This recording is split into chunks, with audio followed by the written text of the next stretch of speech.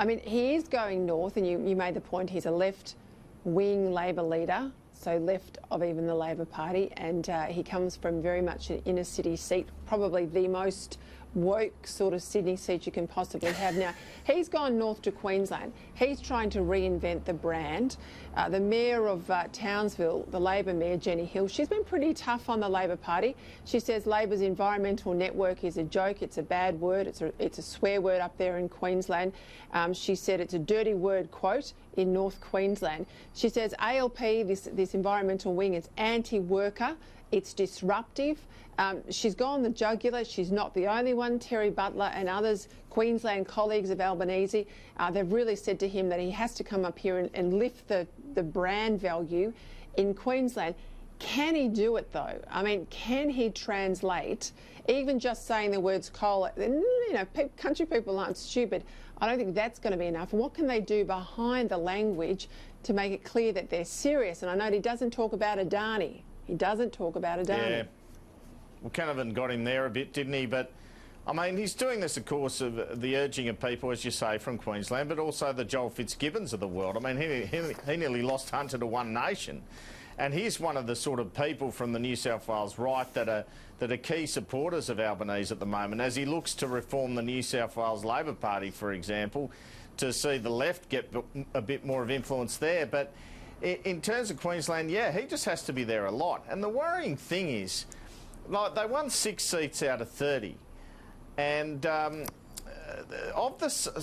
let's just say they need to win at least 5 seats there at the next election. The worrying aspect is some of those seats that Labor have held before, seats they need to win in North Queensland like Herbert, etc., are on 8% now, thanks to the kind of short and disastrous result. How are you going to get 8% easily in Queensland? You know, probably your best chances if Palaszczuk loses. That probably gives you more of a chance. That's but a fair it's point. A struggle from an inner city lefty. You know, for that guy, Yeah, I said at the outset, he has to change his personality almost.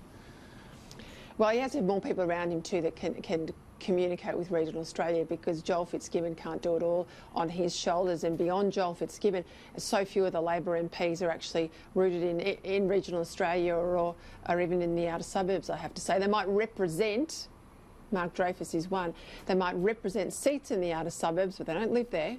They don't live there. Let's talk water just quickly, because I had Melinda Pavey, she's the New South Wales Water Minister, on my show last week. Huge response from viewers because she spoke such common sense.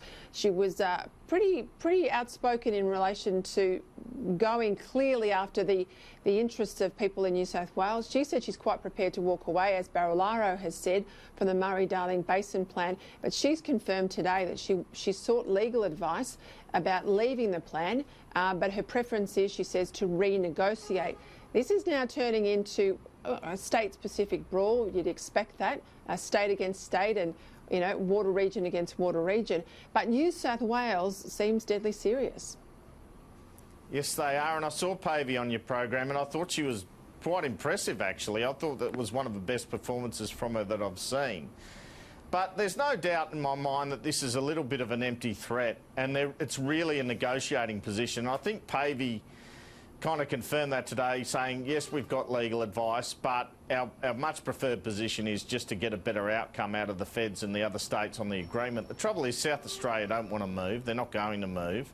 So Little Proud's got to step in and broker it somehow. You've got this weird sort of alliance on occasion now between Victorian Labor and the New South Wales Nats on this, with everyone angry at South Australia. So I guess when this thing was drawn up, South Australian seats were at play. I think there is room to move on it. The Nats, of course, have had their own criticisms here about giving too much water to irrigators a few years ago. So South Australia will be throwing that at them. It'll be a good old bun fight, that's for sure, but I don't think ultimately New South Wales will pull out. I think it's more likely they'll get some concessions. Yeah, we're just got breaking news coming across the screen there, Andrew, and I'll get some more details for people after the break, but it says it's been reported that one Australian, or Australians at least, have been caught up in the issues in New Zealand, the terrible eruption there in New Zealand. I'll have some more in just a moment. Before we go, though, just on that water point, I mean, there is a call for New South Wales to put 450 gigalitres into environmental flows. They're saying they will not do that. Yeah, they are, and you know, they're quite adamant on that, I guess, and Barilara's been jumping up and down a lot on it. So I think there's a Ministerial Council meeting December 17. That will be a story worth covering. I can see New South Wales walking out of that meeting, but that's not the end of it. Littleproud's the Water Minister's talked about a review going into February, and I think this will probably be resolved in some form early next year, but initially there could be an even stronger and more strident position from New South Wales, I think.